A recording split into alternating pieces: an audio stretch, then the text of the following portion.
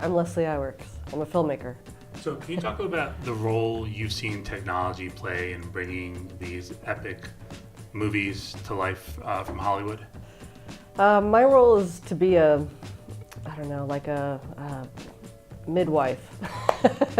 I'm there to bring their story to life. So I'm the facilitator, I'm like the instrument, and my goal is to learn as much as I can about the subject matter and what is that human journey through the creative process, and then how to tell that in a way that people can absorb it, understand a lot of the technical stuff that's hard to understand, and put it all in a package that's fun and entertaining and enlightening and inspiring for the general audience.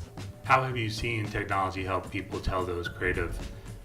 themselves tell those creative stories that we see, whether it's ILM or Pixar or any of those types of Hollywood storytellers? I think the technology, as far as filmmakers like myself, is getting the best and the brightest cameras out there to do so, right? But you can also tell a story on your iPhone just as well. But for the types of films that I do, they're all pretty much big budget documentaries, and so we always get the top of the line equipment. Now, as far as the subject matters themselves, they're always pushing the envelope, always trying to get new technology, and respecting the past, but they're also pushing hard towards new technology. So it's sometimes an amalgamation of both old and new techniques. What have you learned specifically when it comes to interviewing the types of people that are creatively using technology to bring stories, like for instance ILM, what they've done over many, many decades now?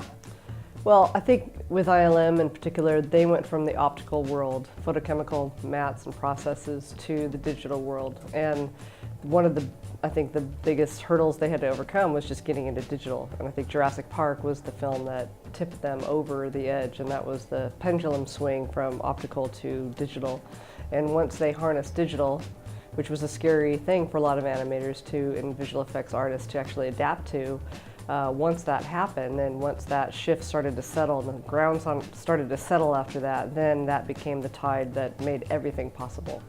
And new technologies coming in like motion capture and blue screen, green screen, and all the new effects that have happened since are just an outgrowth of constantly evolving technologies. It's just always going to change. When it comes to Pixar, what did you learn about how their process was impacted by not only using computers, but the constant push of new technology coming out every 6 months almost in that world? Well, Pixar was inventing their own technology, really, starting with RenderMan and then moving forward into new systems to create believable worlds, organic materials and skin and soft materials, things like that. They're always pushing the envelope. And every time you see a new Pixar movie, it's like, what's next? Because they're always thinking that in that way. That's their makeup. It always has been. It's like, it wasn't about, technology is there to create believable worlds, but they've always said that, no amount of technology can save a bad story. So, it's always about story. So to me, when I think of Pixar, I think of story, more than I almost do their computer animation, abilities, which are insane and leading edge, right? So, but as John Lasseter has always said, art challenges technology and technology inspires art. But no amount of technology can save a bad story. So that's a great sort of succinct message there. When you look at Disney, when you look at Pixar, you look at ILM, these are all creatives. And when I've talked to people across all of these companies, they all in some way have been influenced also by storytelling in video games. And I was wondering, as you have explored these different stories through documentaries, if you found there are connections with what's going on in the video game universe and what's going on in the CGI and computer special effects universe in Hollywood. Yeah, gaming is becoming like the new, ILM in a way, or the new CG universe. There's so much technology that games use that came from animation, right? The engines that run animation are running the gaming worlds, and they're pushing the look and the feel and the style to be more animation-like, more almost sometimes more Disney-like. And I think that's exciting because there's so many people that love computer animation, love computers and animation, so why not transfer that into gaming? But the gaming world is fascinating to me because it is so immersive and it's so collaborative. And like League of Legends, for example, is 5-on-5, but the community around this game is unbelievable.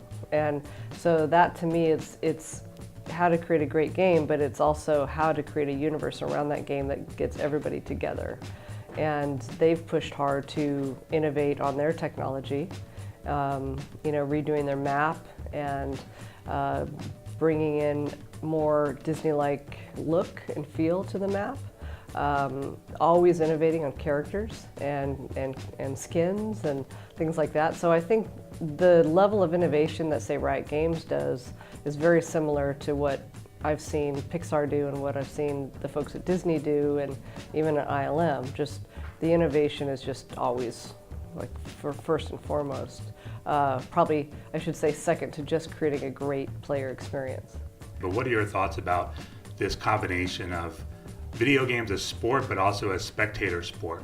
I think it's fascinating because I've experienced a number of these games at these World Championships, and it's mind-blowing how many people come from all over the world to watch this game. And the connection that people feel to the skill level that these players have, these pro players, and how much work goes into these pro players' lives just to get really, really, really good at being a pro is fascinating. And I haven't seen anything like it really.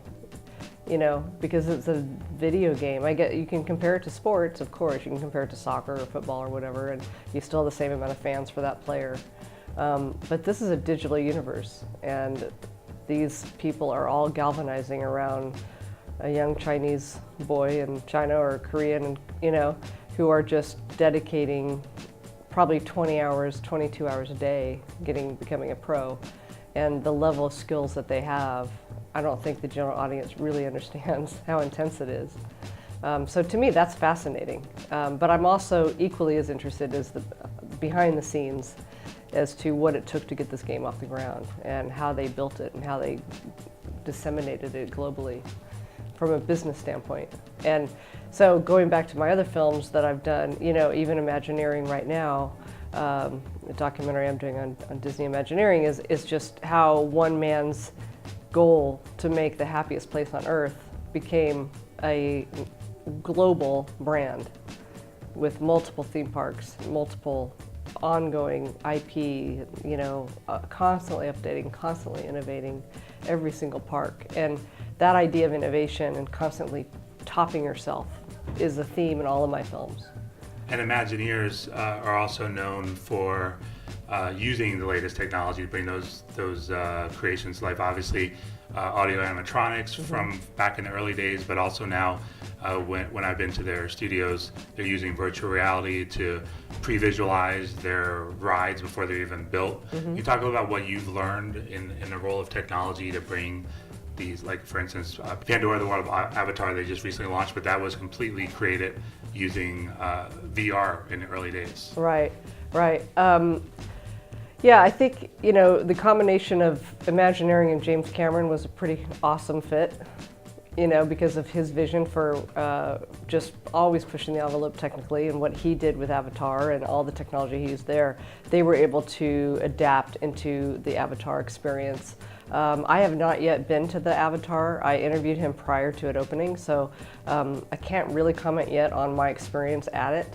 But what I remember seeing when they were building it, when I was there on site, was just this very immersive theater experience and immersive walk-through experience with the lights and the all the bushes and the feeling like you're in this completely different environment that Disney has never done before. So that's exciting, but that's what they do. That's just that immersive, awesome. First-person experience that Disney can do that no one else can do better is what's been fun for me to document. Have you looked at all at what's going on in augmented or mixed reality, which now is available on iPhones and Google Android devices? A little bit, not a lot. It's all an area that I think would be fascinating, as I said, to pursue in documentaries. And I'm working on a project right now that could feasibly be augmented reality. So we're in development. Oh, that's cool. Yeah. Yeah. What do you think it is about the genre of documentaries that has stood the test of time amidst all of this new technology that we've just talked about? Well, I think, once again, no amount of technology can save a bad story. And I think with documentaries, people like to hear other people's stories. You know, it really boils down to a very simple thing, which is we want to learn and get inspired by other people. Or we want to learn from their mistakes, we want to learn from their successes, we want to feel what they felt along that human journey of whatever it was. And I started my documentary career back when I did The Hand Behind the Mouse, the first film on my grandfather. It was because I just had to do it. Like, it was a passion project, and I felt his story needed to be told. Before the people that knew him and worked with him had passed away, I wanted to get them on record. So I convinced the studio to fund this documentary, and it got made, and it did really well. And then after that, I continued in the world of documentaries, but I remember when I tell people, well, you know, yeah, I'm doing a documentary, or I'm a documentary filmmaker, they would go, oh, okay, cool. You know, it was not a cool vocation at all. They always thought you never made any money. They thought you were just like, whatever, you know. Now, people realize that I do high-end documentaries that are multi-million-dollar projects, and just similar to feature films. I have the same exact amount of crew as a small-budget, low-budget feature film, perhaps, but highest quality of any documentary that is out there. We have professional motion picture crews. We treat it like a regular film, and I think the industry is catching up with documentaries now, with Netflix and Amazon, and now we have an outlet. HBO and PBS were the two outlets for many years, and the main ones besides cable, but cable documentaries were sort of, I don't know, just kind of more formulaic, I thought, whereas HBO and PBS were at least a little bit more unique. They allowed the filmmaker's voice to come out.